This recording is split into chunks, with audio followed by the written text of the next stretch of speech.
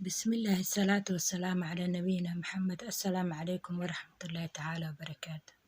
حاول على الحنكات لدوناي لaba mawduuc oo labada mawduucba muhiim ah.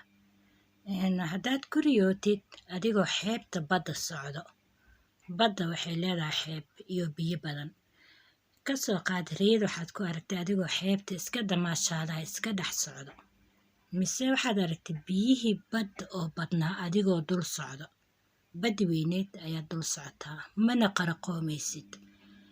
Marka labadaa riyo micnooyin ayay leeyihiin. Micnooyinkooda ayaan insha Allah idin soo gudbinayaa. Marka hore waxaa idinka codsanaa inaad like saartaan, aad share gareysaan guruubyada asxaabtiin walaalihiina intaad ka gaartaan. Midda kale waxaad samaysaan haddaad igu cusubtihiin subscribe saar walaalayaal.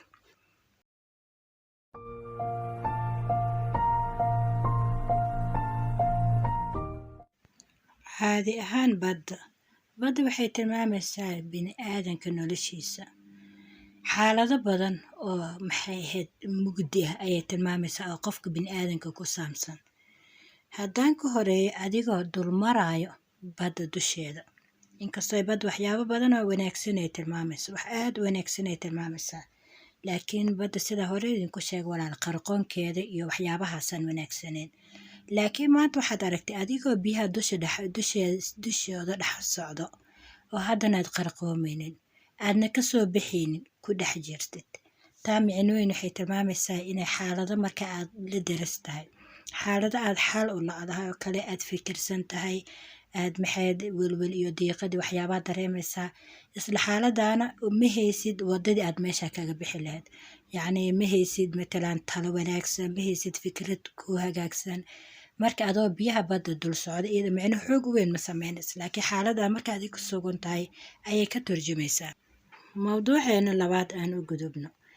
Midda halkaan aan ku xiraa, midda waayo sideeda waxay ka tilmaamaysaa xaaladda adiga aad ku sugan tahay. Xaaladaas subaxdii markaad soo kacdidna adiga caadi ahaan yani waxaa tahay qof welwelsan, dhibaatooyin kurbooyin la joog. Habeen markaad seexanaysid arrintii aad ku seexanaysaa. Yani waad ogtahay beri inayn isbedel jirin. Sidaa darteed riyada noocaas oo kale waxaad arkaysaa adoo biyaha badda biyaha dushooda socda. Aadna qarqoomaynin haddana xalna u helaynin oo aad ka dhex bixinin. Marka kuley daawooyin way leedahay waxyaabo matalan anigoo kale hadda marka murugo aan murugooda digrii badan oo waxaa jira aan sameeyo aan aad u badnayn wallahi oo haddana in badan kurbada iga yareynayso. Insha Allah mawduucyada muuqaalada soo socda idinku sheegi doonaa. Mawduuca labaad waxaa weeye adigoo xeebta maraay. Ficla adoo xeebta maraay waxay tilmaamaysaa xasilooni, degenaansho, raaxat baal.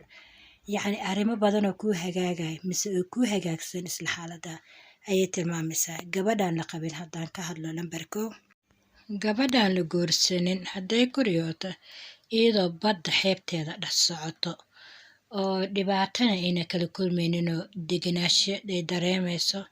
Taa waxay tilmaamaysaa haddii markaa qof ay xiriir leeyihiin, xiriirka inuu guur ku dhammaan doono. hadday nolosheeda qofba ku jirin inuu nolosheeda qofku soo beeri doono qofkaan insha Allah rabbi yani waafajin doono.